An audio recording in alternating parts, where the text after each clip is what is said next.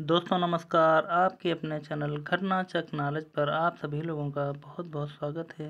तो पिछली क्लास में जो हमने गंगा नदी तंत्र पढ़ा था, आज हम उसके आगे ब्रह्मपुत्र नदी तंत्र और अरब सागर में गिरने वाली नदियाँ और बंगाल की खाड़ी में गिरने वाली नदियाँ और जो हमारी जम्मू कश्मीर से सिंधु नदी में जितनी भी नदियाँ मिलती हैं उन पर आज हम चर्चा करेंगे। और साथ में जो मध्य भारत की कुछ नदियां हैं उन पर भी चर्चा करेंगे, जो अमरकंटक पहाड़ी से लगभग निकलती हैं और कुछ गंगा नदी में और कुछ यमुना नदी में और कुछ अरब सागर में जाकर मिल जाती हैं। तो आज हम सभी नदियों पर चर्चा करेंगे। तो आज इस क्लास को आप स्किप मत करना और अंत तक वीडियो को देखना। तो यहाँ से देखते हैं सबसे पहले ब्रह्मपुत्र में कौन कौन सी नदियाँ सम्मिलित होती हैं।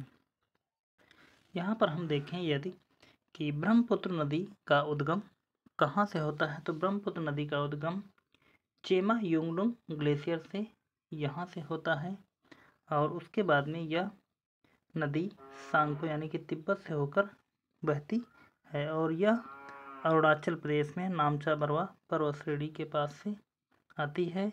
यहाँ यांगयाप दर्रे का निर्माण होता है और इसमें बाईं ओर से एक दिबांग नदी आकर मिलती है और इधर से और एक यह लोहित नदी इसमें आकर सदिया में मिल जाती है। यहाँ पर यह पासी घाट है और आगे बढ़कर असम के डिब्रूगढ़ में यह बूढ़ी दिहांग नदी आकर मिल जाती है और यहाँ पर विश्व का सबसे बड़ा द्वीप माजुली द्वीप का निर्माण करती है।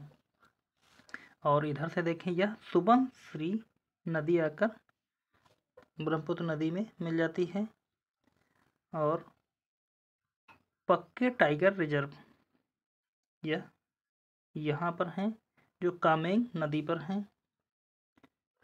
धनश्री नदी ब्रह्मपुत्र नदी में मिलती है बाईं ओर से और यह एक छुप गई है, इसका नाम कुछ कपिली धारा करके शायद कुछ है। और यह मानस नदी दाईं ओर से मिलती है, संकोश नदी यह भी और तीस्ता नदी जो चोलामू झील से निकलती है और ब्रह्मपुत्र नदी में मिल जाती हैं। तो इस प्रकार यहाँ पर कुछ चित्र के माध्यम से आपने समझा और उसके आगे देखते हैं अगले नदी तंत्र के बारे में और बाकी इन पर क्वेश्चन की चर्चा आगे वीडियो में देखते हैं। यहाँ पर इस चित्र में भी आप देख सकते हैं कि जो नदियाँ छूट गई हैं मानस के बाद में, यदि देखें मानस, फिर संकोश नदी, रेडका और यहाँ पर जल ढाका दिया है तीस्ता के पहले। गारो खासी जयंतिया पहाड़ियाँ उसके बगल में ही हैं और यह सबसे बराक नदी देखें यहाँ पर यह आकर के बांग्लादेश में मिल जाती है। बांग्लादेश में आते ही यमुना नदी ब्रह्मपुत्र नदी का नाम जमुना हो जाता है और यह गंगा से जब इसकी धारा मिलती है तो इसका नाम पद्मा हो जाता है और यह ब्रह्मपुत्र नदी और गंगा नदी दोनों मिलकर बंगाल की खाड़ी में गिर जाती हैं और यह एक कामेंग नदी यहाँ पर है। तो देखते हैं अगली नदी के तंत्र के बारे में। अब हम अरब सागर में गिरने वाली नदियों के बारे में चर्चा करते हैं। अब हम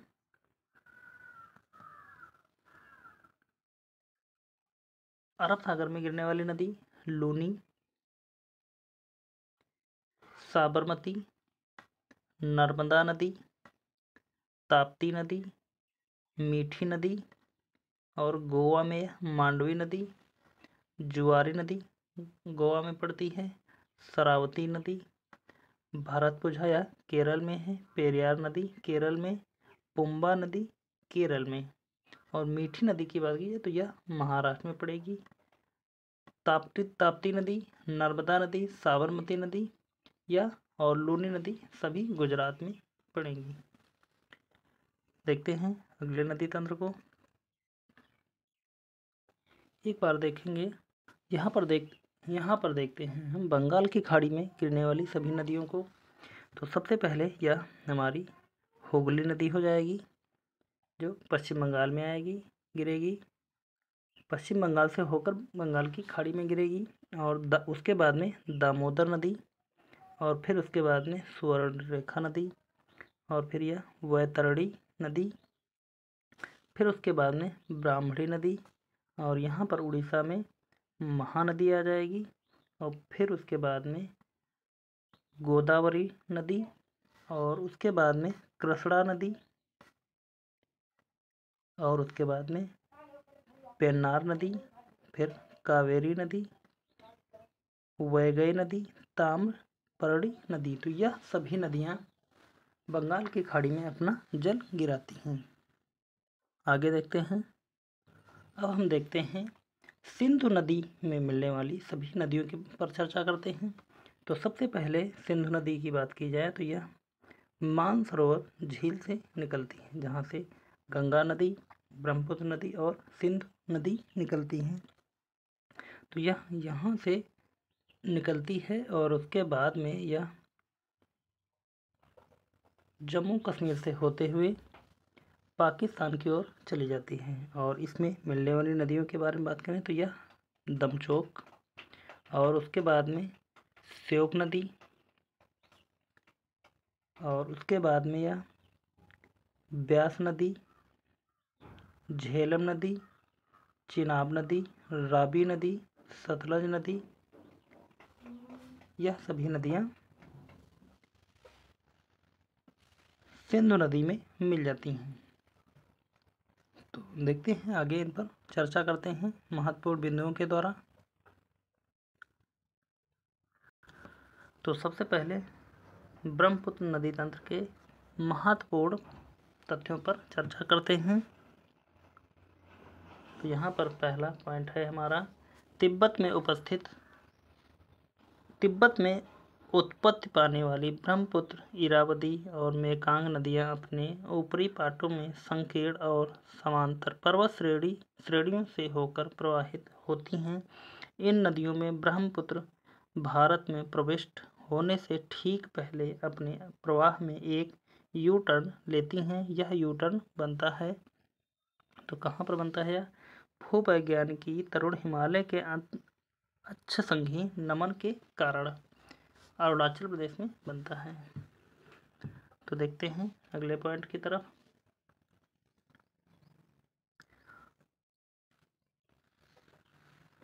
भारत में यरलुंग जांगबो नदी को जाना जाता है तो ब्रह्मपुत्र के नाम से जाना जाता है। अगला पॉइंट, तिब्बत में मानसरोवर झील के पास जिस नदी का स्रोत है वह है ब्रह्मपुत्र, सतलज, सिंधु। अगला पॉइंट देखते हैं। पिछले स्लाइड में अभी हमने बताया था कि गंगा मानसरोवर झील से निकलती है, तो वहाँ पर यह गलत है। वहाँ से सतलज, सिंधु और ब्रह्मपुत्र नदियाँ निकलती हैं, तो उस पॉइंट को वहाँ सही कर लेना। अगला पॉइंट है हमारा, मानस नदी सहायक नदी है किसकी? ब्रह्मपुत्र की। और अरुणाचल प्रदेश से होकर बहने वाली नदियाँ हैं कौन कौन सी? लोहित है और सुबनसिरी। इसके अलावा और भी जो नदियाँ हैं वो आपको हमने अभी बता दी हैं। अगला पॉइंट देखते हैं, ब्रह्मपुत्र नदी तिब्बत में जानी जाती है किसके नाम से? सांगपो के नाम से। अगला पॉइंट,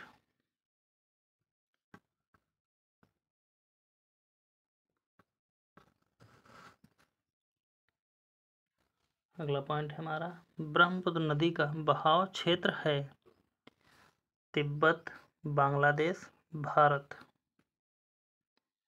अगला पॉइंट, ब्रह्मपुत्र की सहायक नदी या नदियां हैं कौन कौन सी? दिबांग, कमेंग, लोहित। अगला पॉइंट,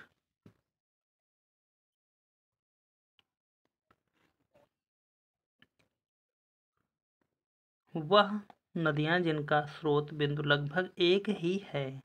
तो किसका एक ही है? ब्रह्मपुत्र, सिंधु, और इसके अलावा देखें तो एक और हो जाएगा सतलज।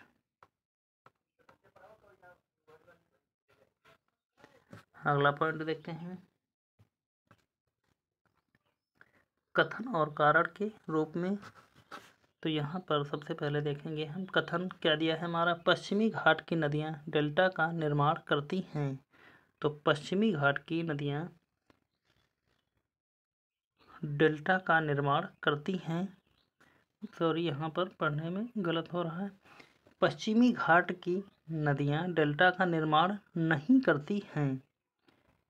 तो कथन हमारा बिल्कुल सही हो जाएगा, क्योंकि डेल्टा का निर्माण जो पश्चिम बंगाल और बांग्लादेश में या बंगाल की खाड़ी में जो नदियाँ गिरती हैं वह डेल्टा का निर्माण करती हैं, और अरब सागर में जो नदियाँ गिरती हैं वह एस्चुरी का निर्माण करती हैं। तो इस प्रकार पश्चिमी घाट की जो नदियाँ हैं यानी कि वह अरब सागर में अपना जल गिराती हैं, और अरब सागर में जल गिराने वाली नदियाँ डेल्टा का निर्माण नहीं करती हैं। तो यह कथन हमारा सही है। कारण देखते हैं, वे छोटे मार्ग से तीव्र गति से कड़ी कठोर चट्टानों के ऊपर से प्रवाहित होती हैं।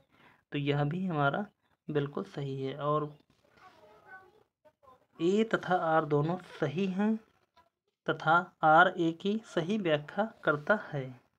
तो दोनों बिल्कुल सही हैं, और यह कारण कथन की व्याख्या भी करता है। अगले पॉइंट की तरफ पढ़ते हैं, कथन दिया गया है, प्रायद्वीपीय भारत की सभी प्रमुख नदियां बंगाल की खाड़ी में गिरती हैं, परंतु नर्मदा तथा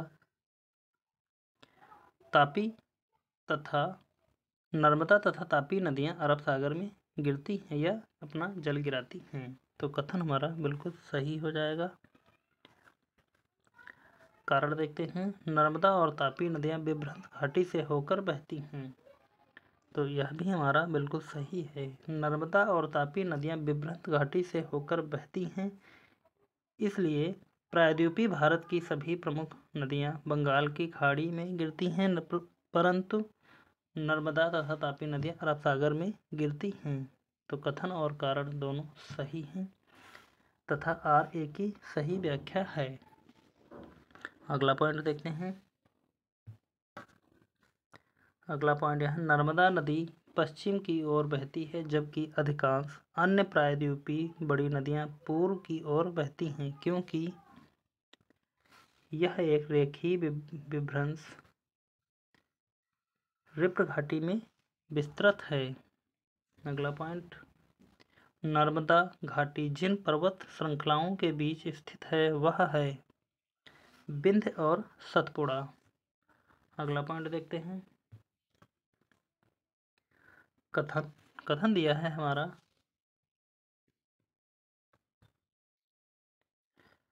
नर्मदा अपने मुहाने पर डेल्टा का निर्माण करती है। कारण वह एक भ्रंश घाटी में बहती है। तो इसका सही उत्तर देखें, यहाँ पर ए गलत है परंतु आर सही है। नर्मदा अपने मुहाने पर डेल्टा का निर्माण करती है, तो यह बिल्कुल गलत हो जाएगा। नर्मदा एस्चुरी का निर्माण करती है। तो यहाँ पर ए गलत है परंतु आर सही है। अगला पॉइंट देखते हैं, अगला पॉइंट है हमारा, भारत की पश्चिम की ओर बहने वाली नदियाँ जो डेल्टा का निर्माण करती हैं, नर्मदा, ताप्ती, पेरियार। भारत की पश्चिम की ओर बहने वाली नदियाँ जो डेल्टा का निर्माण नहीं करती हैं, तो वह हो जाएगी नर्मदा, ताप्ती और पेरियार। नहीं तो बार बार छूट जा रहा है, इसको क्वेश्चन पढ़ते समय खास ध्यान रखें। यहाँ पर देखते हैं अगला पॉइंट हमारा, कृष्णा, गोदावरी, तापी एवं कावेरी नदियों में से वह नदी जो भ्रंश घाटी से होकर प्रवाहित होती है वह है तापी या ताप्ती। आगे देखते हैं अगले पॉइंट को,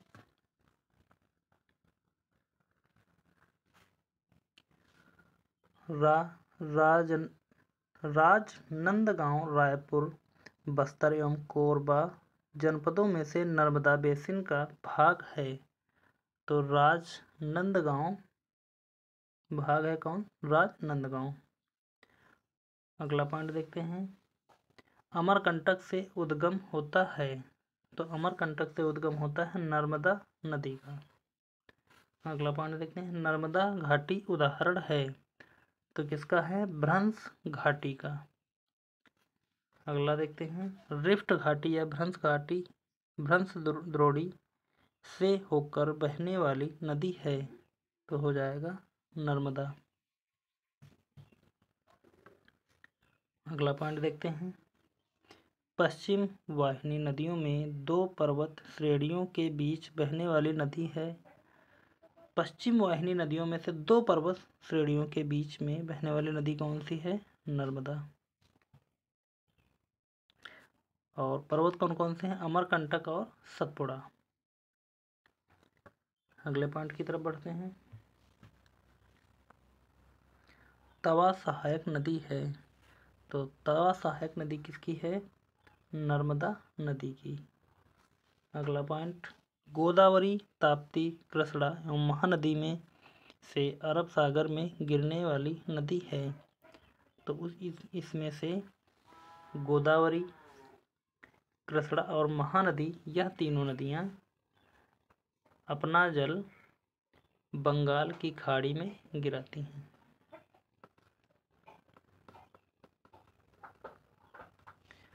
और बची ताप्ती नदी जो है वह अपना जल अरब सागर में गिराती है। अगला, वह नदी जो 3 बार 2 धाराओं में विभक्त हो जाती है और कुछ मील आगे जाकर पुनः मिल जाती है और इस प्रकार श्रीरंगपट्टनम, शिवसमुद्रम और श्रीरंगम के द्वीपों का निर्माण करती है। तो इसका सही उत्तर हो जाएगा कावेरी नदी। अगला पॉइंट देखते हैं। कावेरी नदी का उद्गम है। तो कावेरी नदी का उद्गम देखें ब्रह्मगिरि की पहाड़ियाँ। अगला प्रश्न देखते हैं। यह अगला पॉइंट है हमारा। कावेरी नदी जिन राज्यों से होकर गुजरती है वह है कर्नाटक, केरल, तमिलनाडु। अगला पॉइंट। दक्षिण की गंगा कहा जाता है। तो दक्षिण की गंगा कहा जाता है कावेरी नदी को। अगला पॉइंट देखते हैं। कृष्णा नदी जल विवाद है। तो कृष्णा नदी जल विवाद है किन किन प्रदेशों के? आंध्र प्रदेश, कर्नाटक और महाराष्ट्र के मध्य। अगला पॉइंट। वह नदी जिनको जोड़ने का कार्य किया गया है तो हो जाएगा गोदावरी और कृष्णा को आपस में जोड़ने का कार्य किया गया है। आगे देखते हैं।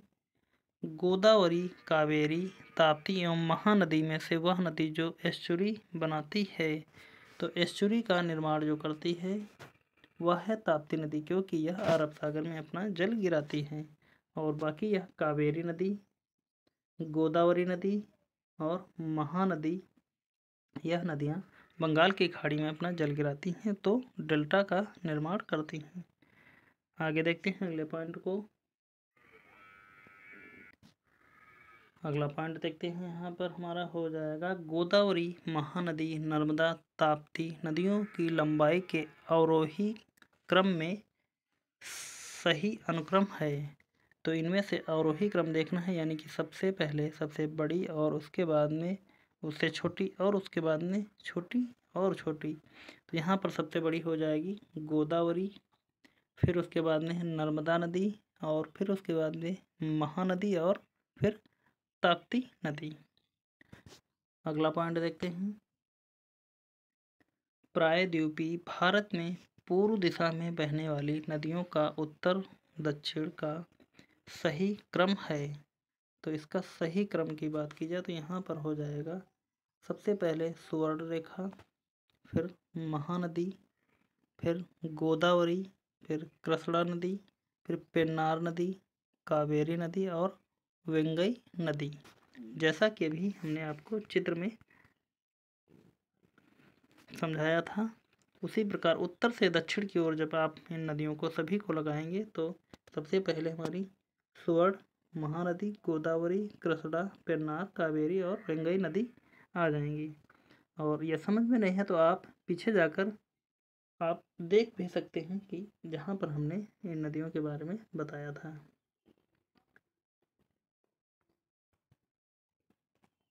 अगला पॉइंट देखते हैं। दक्षिण भारत की नदियों का प्रमुख अपवाह तंत्र है वृक्ष नुमा।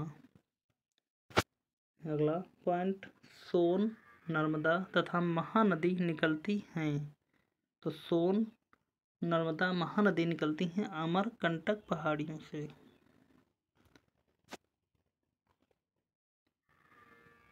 और इन तीनों में नदियों में अगर देखें हम, महानदी सीधे अपना जल बंगाल की खाड़ी में गिराती है तथा सोन नदी अपना जल गंगा नदी में मिला देती है, यानी कि गंगा नदी में मिल जाती है। और नर्मदा नदी अपना जल सीधे अरब सागर में गिराती है। तो इन तीन, एक पहाड़ी से निकली हुई तीन नदियाँ जो तीन दिशाओं में बहती हैं। अगला पॉइंट देखते हैं।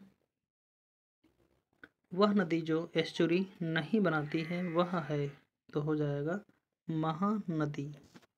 अगला पॉइंट, ओडिशा में अपना डेल्टा बनाती है, तो ओडिशा में अपना डेल्टा बनाने वाली नदी है महानदी। अगला पॉइंट देखते हैं।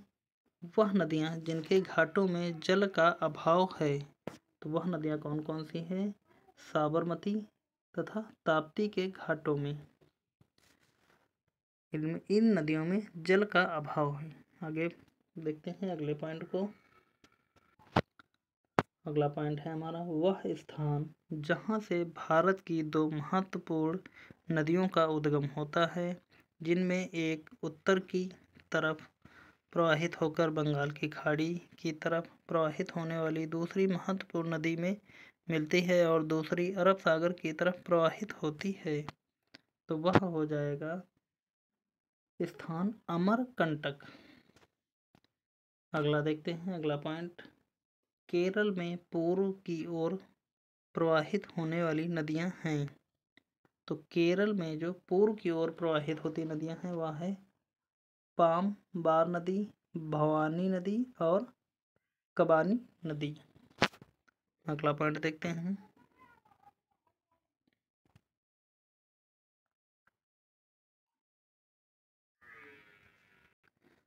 अगला पॉइंट है हमारा, मध्य प्रदेश में पूर्व से पश्चिम की ओर प्रवाहित होने वाली नदियां हैं। तो मध्य प्रदेश में पूर्व से पश्चिम की ओर प्रवाहित होती हैं वह हैं नदियां नर्मदा, ताप्ती और माही नदी। और माही नदी जो है कर्क रेखा को 2 बार काटती है, यह क्वेश्चन बार बार बनता है। अगले पॉइंट को देखते हैं। नर्मदा, महानदी, गोदावरी एवं कृष्णा नदियों में से सर्वाधिक बड़ा जल ग्रहण क्षेत्र है। तो इन सभी नदियों में से देखें तो गोदावरी नदी का जल धारण या जल ग्रहण क्षेत्र सबसे बड़ा है। अगला पॉइंट देखते हैं।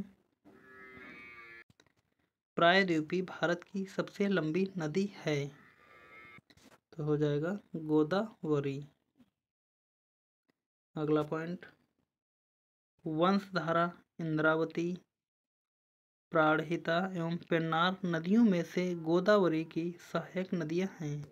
तो गोदावरी की सहायक नदियों की बात करें तो यहाँ पर हो जाएगा इंद्रावती और प्राणहिता नदी, जो गोदावरी की सहायक नदियां हैं। आगे देखते हैं। कुछ अन्य नदियों पर चर्चा करते हैं। अन्य नदियों में पहले पॉइंट को देखते हैं हम। हिमालय की सभी श्रेणियों को काटने वाली नदी है, तो हिमालय की सभी श्रेणियों को काटती है जो वह नदी है हमारी सतलज नदी। अगला पॉइंट, दूधगंगा नदी अवस्थित है। दूधगंगा नदी जम्मू एवं कश्मीर, उत्तराखंड तथा महाराष्ट्र में अवस्थित है। अगला पॉइंट, बंगाल की खाड़ी में गिरने वाली नदियां हैं। तो बंगाल की खाड़ी में जो नदियां अपना जल गिराती हैं, प्रमुख नदियां उनमें से देखते हैं गंगा, ब्रह्मपुत्र, गोदावरी, महानदी, कृष्णा नदी, कावेरी नदी, पेन्नार नदी, स्वर्णरेखा नदी तथा ब्राह्मणी नदी। अगले पॉइंट की तरफ बढ़ते हैं।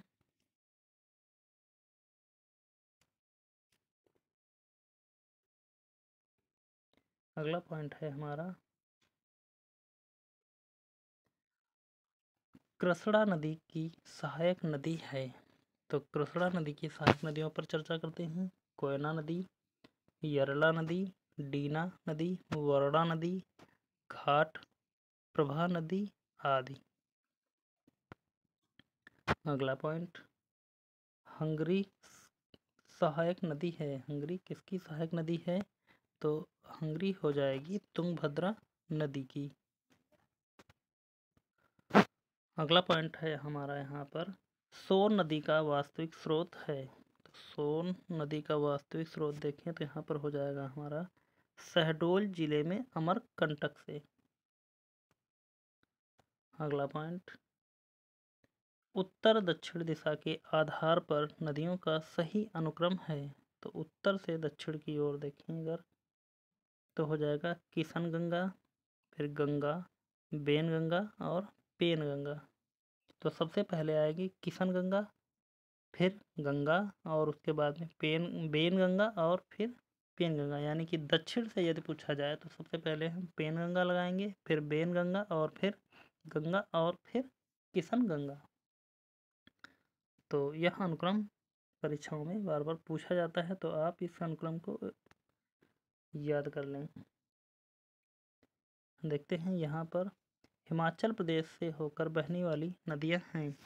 तो हिमाचल प्रदेश से कौन कौन सी नदियाँ होकर बहती हैं? ब्यास नदी, चेनाब नदी, रावी नदी, सतलुज नदी और यमुना नदी, जो हिमाचल प्रदेश से होकर बहती हैं। अगला पॉइंट, दिए गए चित्र में प्रदर्शित 1, 2, 3 और 4 से अंकित नदियाँ क्रमशः हैं। तो नंबर 1 यह यहाँ पर है, नंबर 2, नंबर 3 और नंबर 4। नेपाल काठमांडू ऊपर है, तो यहाँ पर देखते हैं कौन कौन सी नदियाँ हैं। नंबर 1 पर हो जाएगा हमारा गंडक नदी। यह गंडक नदी यहाँ पर है। और गंगा नदी की बात की जाए नंबर 2, गंगा नदी यहाँ से निकलती हुई आई है। और उसके बाद में गोमती नदी की बात की जाए नंबर 3 पर, तो यह गोमती नदी यहाँ से निकल कर यहाँ पर मिल गई है। और उसके बाद में घाघरा नदी की बात करें तो यह घाघरा नदी हो जाएगी, जो सभी नदियाँ गंगा नदी में ही मिल जाती हैं। अगले पॉइंट की तरफ देखते हैं।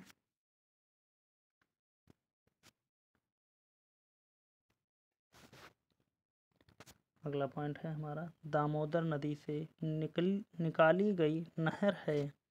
तो दामोदर नदी से निकाली हुई नहर है एडन नहर। अगला पॉइंट, दामोदर सहायक नदी है। तो दामोदर सहायक नदी किसकी है? हुगली की। अगला पॉइंट, दामोदर नदी निकलती है कहाँ से? छोटा नागपुर के पठार से। अगला पॉइंट, पूर्व की ओर बहने वाली भारत की नदी जिसमें निम्नावलन के कारण विभ्रंश घाटी है, तो हो जाएगा हमारा दामोदर। अगला पॉइंट, भारत की सर्वाधिक प्रदूषित नदी है। तो भारत की सर्वाधिक प्रदूषित नदी की बात की जाए तो हो जाएगी दामोदर नदी। अगला पॉइंट देखते हैं, भारत में भूमि बंधित नदी है। तो भूमि में समाप्त होने वाली, जो अपना जल किसी सागर में नहीं गिराती है, जो भूमि में ही समाप्त हो जाती है, तो हो जाएगा लूनी नदी, जो कच्छ के रण में ही यह सूख जाती है। गुजरात में कच्छ के रण में ही अपना जल सुखा देती है। अगला देखते हैं अगले पॉइंट की तरफ।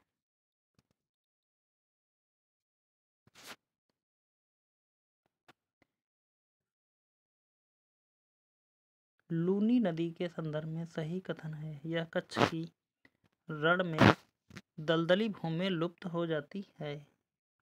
तो इसके बारे में यही कथन सत्य है। माही, घग्गर, नर्मदा एवं कृष्णा नदियों में से अंतःस्थलीय अपोहन नदी का उदाहरण है। अंतःस्थलीय नदी का उदाहरण है घग्गर नदी। अगला पॉइंट देखते हैं। सबसे अधिक नदी पथ परिवर्तन करने वाली नदी है। तो यह सबसे अधिक नदी पथ परिवर्तन यानी कि अपना मार्ग परिवर्तन करने वाली सबसे ज़्यादा जो मार्ग परिवर्तन करती हुई हो जाएगी कोसी नदी, बिहार में बहती है। बिहार। अगला पॉइंट, खारी नदी जिस अपवाह तंत्र का अंग है वह है खारी नदी, बंगाल की खाड़ी। अगला पॉइंट देखते हैं। वह नदी जिसका स्रोत हिमनदों में नहीं है। तो जिसका स्रोत हिमनदों में नहीं है वह हो जाएगी हमारी कोसी नदी। अगला पॉइंट है हमारा, त्रिवेणी नहर में पानी आता है। त्रिवेणी नहर में पानी आता है गंडक नदी से।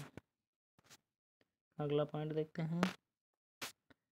बिहार की वह नदी जिसमें वर्ष 2008 में अपना मार्ग परिवर्तन किया एवं आपदा की स्थिति उत्पन्न की थी वह थी कोसी नदी।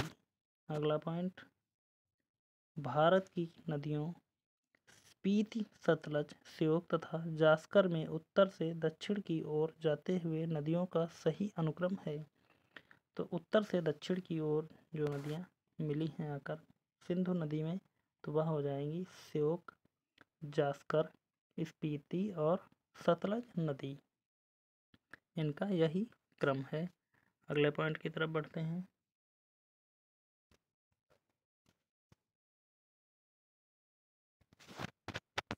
अगला पॉइंट है हमारा, संथाल परगना में लगने वाला दुमका का हिजला मेला आयोजित किया जाता है। तो संथाल परगना में जो मेला आयोजित किया जाता है वह है मयूराक्षी नदी पर। अगला पॉइंट, दो राज्यों में पहली बार दो नदियों को जोड़ने की परियोजना के संबंध में समझौते के स्मृति पत्र पर हस्ताक्षर किए गए हैं। राज्यों और नदियों के नाम हैं उत्तर प्रदेश एवं मध्य प्रदेश। यह दो राज्यों के नाम हैं। और नदियों की बात की जाए तो हो जाएगी केन एवं बेतवा नदी। तो यह परियोजना केन एवं बेतवा लिंक परियोजना नाम से इन पर कार्य किया जा रहा है। अगला पॉइंट देखते हैं। उत्तर प्रदेश एवं मध्य प्रदेश राज्यों में संयुक्त राजघाट नदी घाटी परियोजना लागू की गई है। वह स्थित है, कहाँ स्थित है? बेतवा नदी पर। अगले पॉइंट को देखते हैं।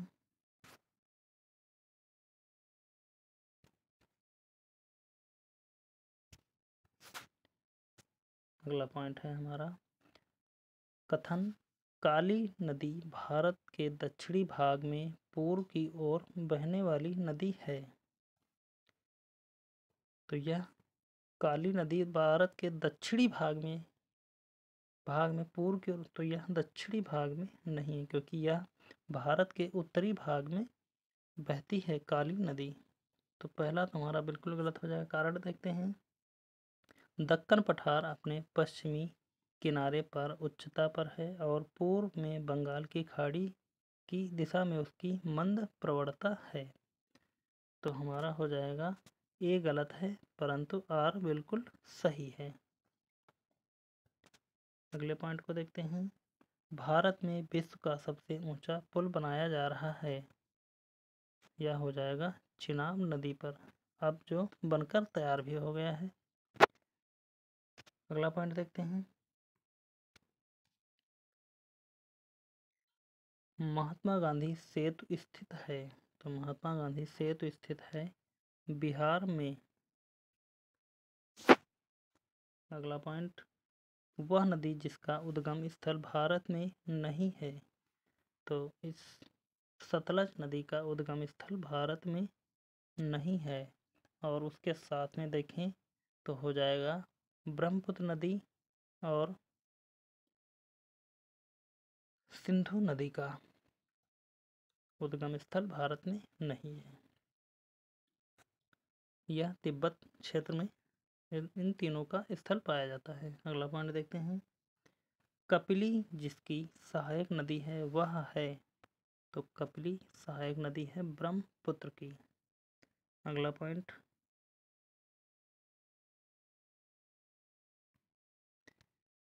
सही सुमेलन है, तो सही सुमेलन में देखते हैं, एक तरफ सूची 1 और सूची 2 को मिलाना था और यहाँ पर पहले से ही मिलान इनका सही दिया गया है। तो गोदावरी नदी सहायक नदी कौन सी है?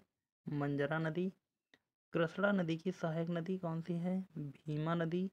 ब्रह्मपुत्र की सहायक नदी कौन सी है? तीस्ता नदी। और गोदावरी नदी की सहायक नदी की बात की जाए तो हो जाएगा हमारा इंद्रावती नदी।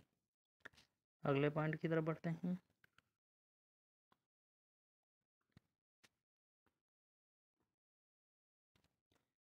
अगला पॉइंट हो जाएगा हमारा अध्यारोपित नदी का उदाहरण है, तो अध्यारोपित नदी का उदाहरण है हमारा चंबल नदी। अगला पॉइंट, संकोश नदी सीमा बनाती है, संकोश नदी सीमा बनाती है असम एवं पश्चिम बंगाल के बीच। अगला पॉइंट, वह नदी जो मध्य प्रदेश से निकलती है और खंबात की खाड़ी में गिरती है, तो हो जाएगा मध्य प्रदेश से निकलकर खंबात की खाड़ी में हो जाएगा महानदी। अगला पॉइंट, किशन गंगा एक सहायक नदी है, तो किशन गंगा एक सहायक नदी है किसकी? झेलम की। अगला पॉइंट देखते हैं। मुंबई की मीठी नदी जिस झील से निकलती है वह है, तो वह है बिहार झील। और मीठी नदी जो निकलती है अपना जल कहाँ? अरब सागर में गिराती है। और मुंबई से पूछा जाए मुंबई किस द्वीप पर स्थित है, तो हो जाएगा सालसेट द्वीप पर मुंबई स्थित है। तो आपको यह क्लास कैसी लगी और वीडियो को अंत तक देखने के लिए आप सभी लोगों का बहुत बहुत धन्यवाद। और यदि वीडियो अच्छा लगा है या क्लास अच्छी लगी है तो आप इस क्लास को एक बार लाइक कर दें, और चैनल को सब्सक्राइब नहीं किया है तो प्लीज़ आप लोग सभी लोग चैनल को सब्सक्राइब कर लें और ज़्यादा से ज़्यादा लोगों तक इस वीडियो को शेयर कर दें। तो मिलते हैं फिर अगले वीडियो में, तब तक के लिए धन्यवाद। जय हिंद।